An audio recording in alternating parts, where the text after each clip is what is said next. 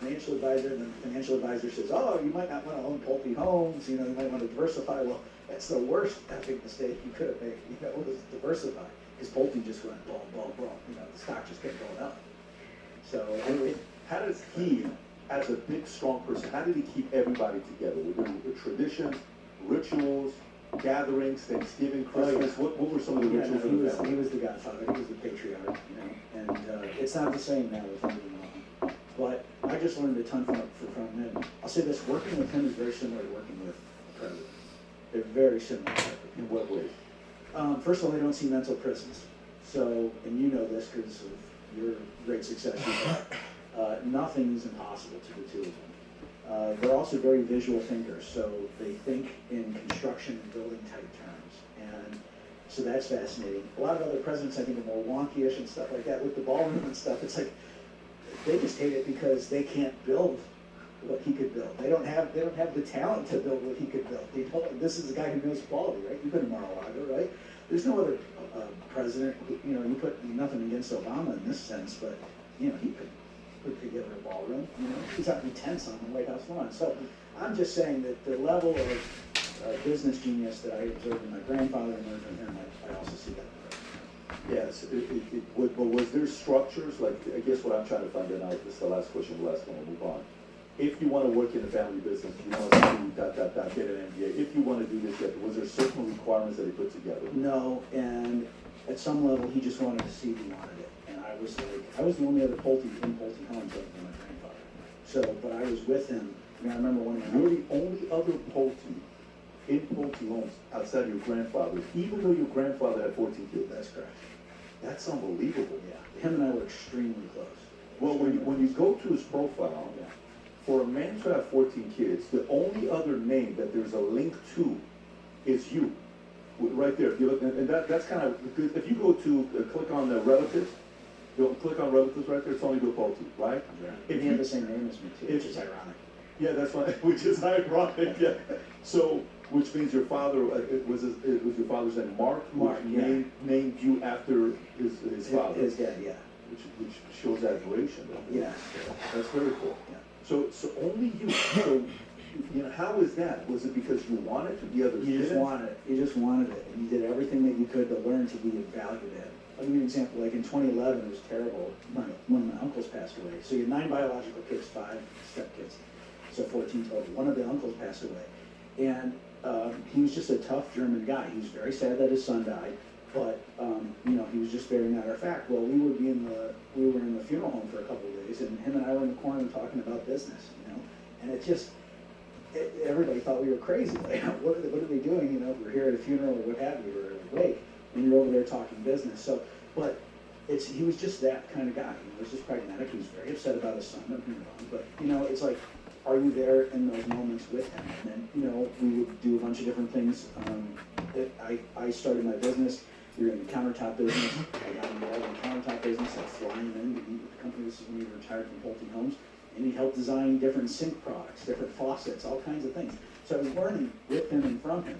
And a lot of other people, and I don't want to say this about my family, but they weren't really interested in spending that amount of time with him and getting him to help in that way. Was he hard charging with I would never work with him? He's crazy. He is like nonstop. Is that kind of like that scared him a little bit where they didn't want to work that hard? Or was it just like, no, I just want to go work for a charity. I just want to go. He was very tough, but you had to listen to what he wanted. And I think a lot of people, they don't listen to what they didn't listen to what he wanted. The kids didn't listen. He had all the secrets. He had all the wisdom. So I would just shut my mouth and sit there and just try to get as much information out of him as I could. I love it. Great story. I mean, the setting up a family to keep everybody together and keep everybody going, it is not an easy thing to do. It's very complex.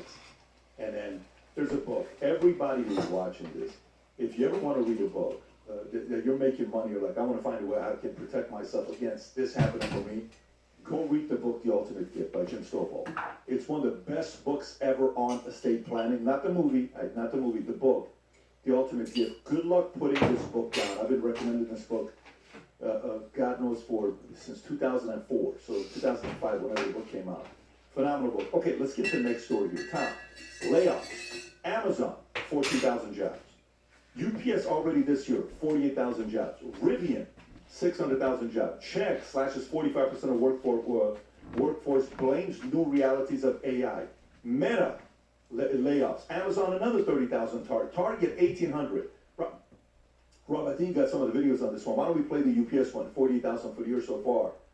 When you're seeing these types of things, we talked about this briefly yesterday.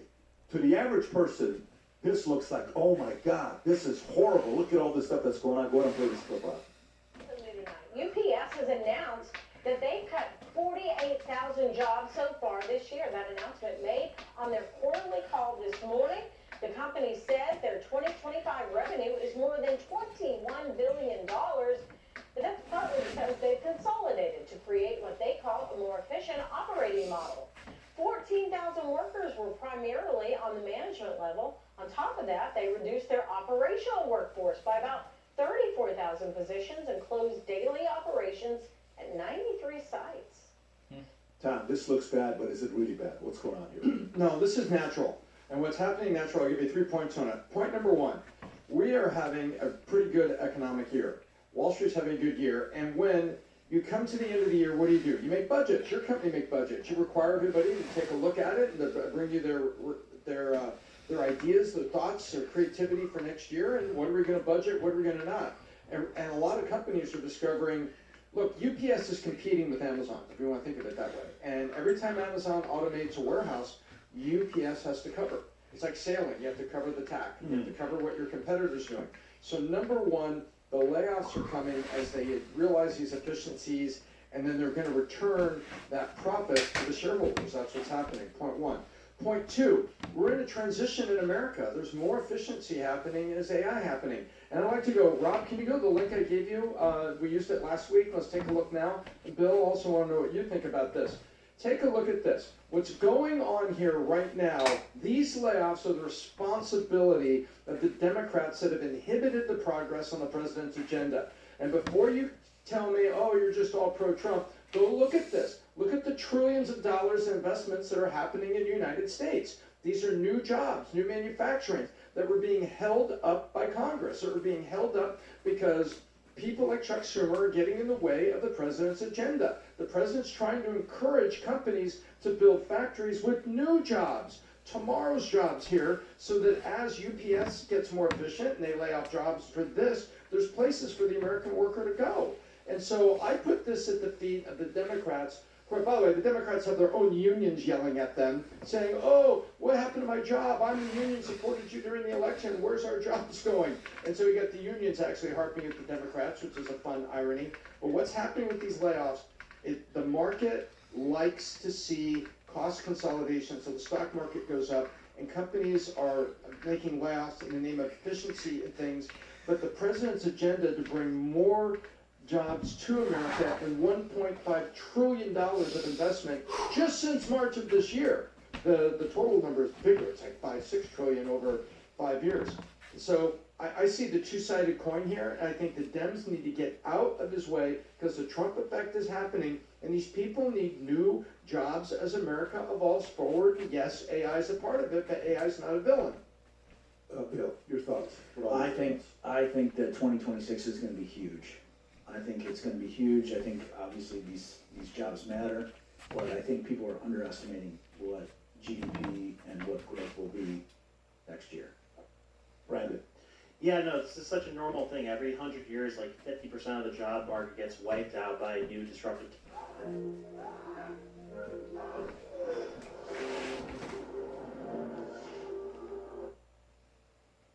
When the skilled trades, then the industrial revolution happens, then it wipes out the skilled trades, then computers come along, it wipes out the industrial factory jobs. So, you know, like every 100 years, a new disruptive technology comes out, wipes out half the job market, and then people get jobs they didn't even realize that were going to be needed in the future. So we're not even imagining the jobs that are going to be created. People are thinking it's going to have to be UBI or something, but no, I think we're going to have a whole new job market that we're not even fathoming right now. Yeah, I mean, look, like Tom said earlier, if some of these companies, as they're coming into the fourth quarter, they're cutting the cost to show up, you know, you see, we just laid off this many people, boom. You know, stock valuation goes up for the last quarter to have a strong finish, ending to it. I don't see these stories slowing down the next couple months. I think we're going to hear a couple more of these stories, Tom, coming up. So if you think this is a big deal, I think there's more announcements. These companies are not in trouble. These companies are actually surging. Yesterday, we're sitting in a meeting, guys, we're preparing for the podcast, and Tom starts talking about all these companies are laying people off. And I look at the people sitting in the room, I'm like, Tom, are you threatening the people sitting in front of you? Are you threatening people? What are you telling people right now, what's going on and why it's a good decision? You see Humberto panicking, he's got like sweat dropping because of all the stuff that's going on in Chile, but I think Humberto's gonna be okay. I think he's gonna be okay. I don't wanna, yes. So you attribute more to earnings than to AI, to automation? I think it's lazy to say due to AI. Like, for example, Chuck says, Slash is 45% of workforce, blames new realities of AI. As the operator, you need to just take responsibility of why you're doing this. Yes, some of it may be AI. 45% tied to AI. Amazon's invested 10 billion of in AI. I think there's an element of it that is AI. But Amazon is not coming out saying, we're firing people because of AI. Amazon is saying, look, here's what we're doing. And by the way, did you see the numbers of how many unions members we had? What was the number of how many union members we had 50 years ago versus today? Do you remember the number? It was Double like, or triple? no, it wasn't double. I think it was much more than double. Can you see the number of union membership in the history of US, what's happened to it, okay, versus today? If you actually go pull up charts on how many members we had in the union, look at that. Oh, wow. Do you see the number? Yeah, it's went from 20 to like 7 million in the last 4 years. Okay, so check this out. We went from 22 million in 1970 to how many people not being members of unions? You know, it was 14.3 million. Okay, and the numbers drop out. So what is that? 7 million, 33% membership drop on unions. Why is that? You know, why is unions taking a hit that they're taking? Because you know what some of these companies are saying? Like, imagine you're working for a company that's, you know, being pushed to be union. And the company is saying, oh, you guys want to become union? No problem. Guess what? You're forcing me to become AI. So the antonym to union has become who? AI. Automated, yeah. Yeah, automated. I want to automate everything. And that's kind of the direction they're going. And by the way, then the argument becomes, well, I think that's going to happen no matter what. Whether you like it or not, we're going to go to that direction. Maybe you're right. Maybe you are right. Maybe we are going to be going that direction. But I think for some of the companies that are just saying AI, at least if Amazon says AI, guess what they're doing? They are putting their money into AI. And don't get me wrong, I saw, you know, Sean O'Brien, who was the president of the Teamsters, going after Jeff Bezos and Amazon. You know who else I saw going after them? Josh Hawley. Josh Hawley's not a liberal pro-union guy.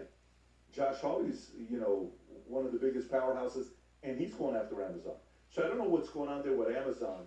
Left, right, center, everybody's targeting Amazon. Well, why would you say that is good? Why do you think Amazon's being targeted right now by everybody? I don't know.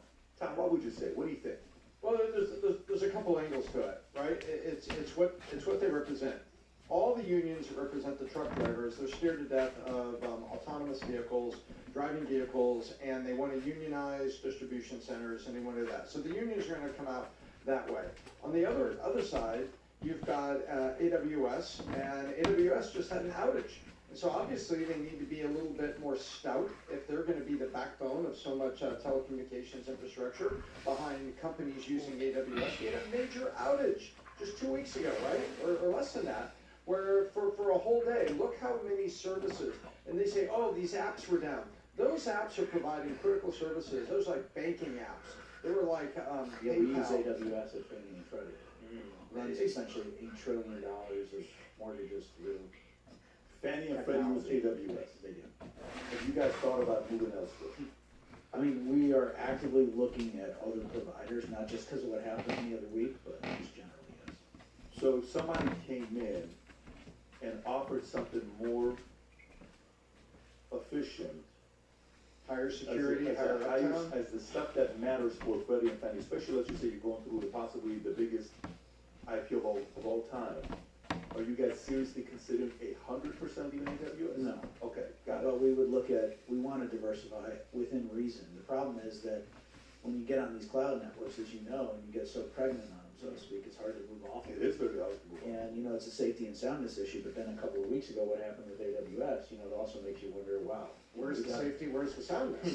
So it's It's not going away. It's become not a stage 5 alarm fire or whatever, but it's become an issue. Who are alternatives, by the way?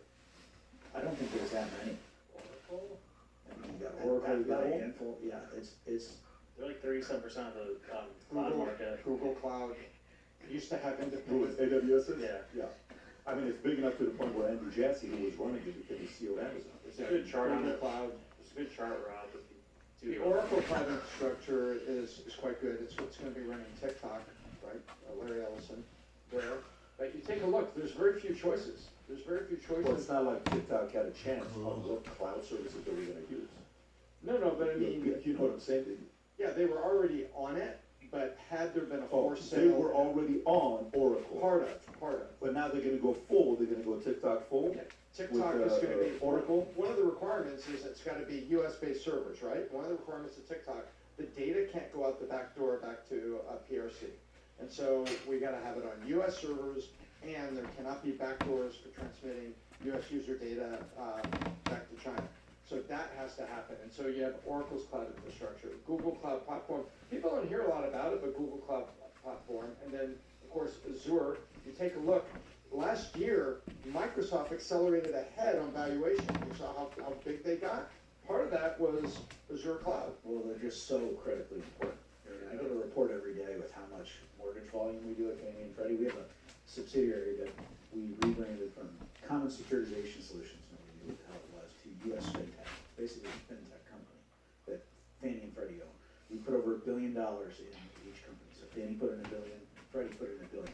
We do all of the underground piping basically in the mortgage-backed security market through this. Put in $1 billion. Nearly 100% on AWS, big part of it on AWS. So this is a problem that is not going away, and, you know, in our case, we have to be very focused on it. We're doing anywhere from $2 to $25 billion a day of mortgages just through this pipeline. 2 to 25 billion a day. Got it. And what's the number for the year? You said 8 trillion? We oversee $8 trillion in assets, about $4 trillion roughly.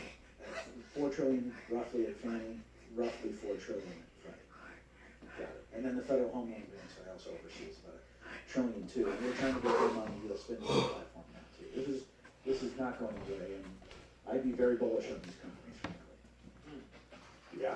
So are you bullish still on AWS keeping the lead, or are you bullish on the fact that somebody could come in and disrupt and take over AWS? No, I think they will. I think they'll stay in the lead. But I think it was a good scare. You know how you have that in business where Oh, it yeah. scares the crap out of For you? sure. And I think this was a relatively innocent scare the heck out of you know what moment. At least from what I've observed in Fannie and Freddie. There you go. So AWS is 30%, Azure is 20, Google is 15, then you got everybody else. Oracle's only 3, IBM's 2. So many, all roads lead to AWS, Microsoft Azure, and Google Cloud. But they were a first mover, right? I don't even think they intended to be that at first. I think they originally had just such a big cloud database for their inventory that it ended up being useful for what they for the cloud situation. So that might be a security problem too, is that it wasn't originally built to be a security or a secure thing to that level.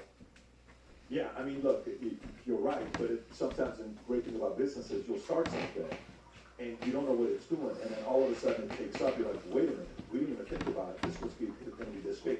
And then, remember the history of Amazon, what they thought they were selling to the point that AWS became so big. We talked about this, I think Adam brought it up, where Andy Jassy, the guy running AWS, is not a CEO of Amazon. Why would Bezos and the board make a decision like that? Because they see that business unit driving all the other things in the future, and it has the biggest potential.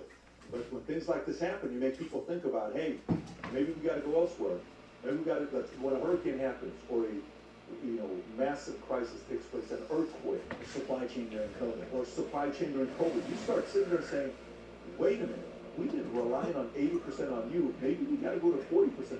No, trust me, we can manage it. That's I don't what know we're about at that. right now. I believe you, yeah, so for me, it's kinda like looking at other options instead of, I am sure Amazon's AWS sales guys are having to all role play how to overcome the objection of, I need a second option in case this happens.